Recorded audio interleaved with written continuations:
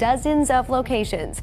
The supermarket chain says it plans to close around 60 stores within the next 18 months. Right now, in Ohio, Kroger is shutting down.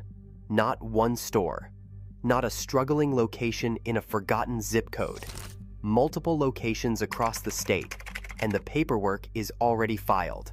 The governor's office has responded. Workers have received notices. And in a state that has spent years watching factories close, watching headquarters relocate, watching neighborhoods hollow out, this one feels different.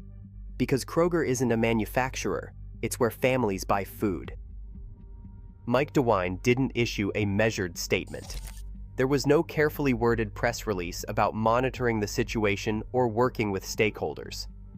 The response was direct and public, the kind of reaction a chief executive reserves for moments when a private company's decision crosses from business news into a threat to the basic functioning of communities he is responsible for.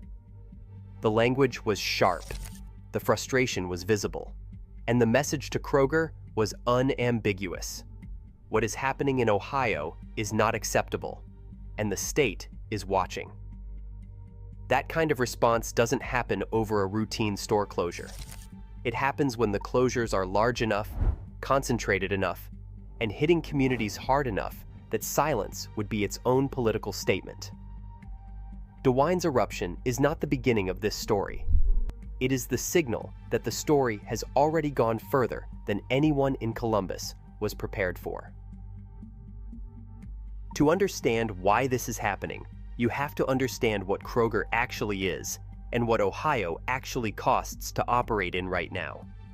Kroger is not a struggling company. It runs more than 2,700 supermarkets across 35 states. It employs close to 410,000 people nationwide. Its most recent quarterly sales topped $45 billion. This is not a business on the edge of collapse. This is a business making a calculation, and Ohio is on the wrong side of that calculation. The company recently announced it would close 60 stores nationally over an 18-month window. The official language was standard corporate, efficiency, sustainable results, positioning for future success. What that language actually means is that specific stores in specific markets are no longer generating the margins that justify keeping them open. Ohio is now on that list. Theft is not a side note in this story. It is the reason Mike DeWine is publicly furious, and the reason these specific stores are closing right now rather than 2 years from now. Kroger has said so directly. Retail shrink, the industry term for inventory loss to theft, damage, and administrative error, has reached levels in certain Ohio markets that fundamentally break the store-level business model. In Columbus, Cleveland, and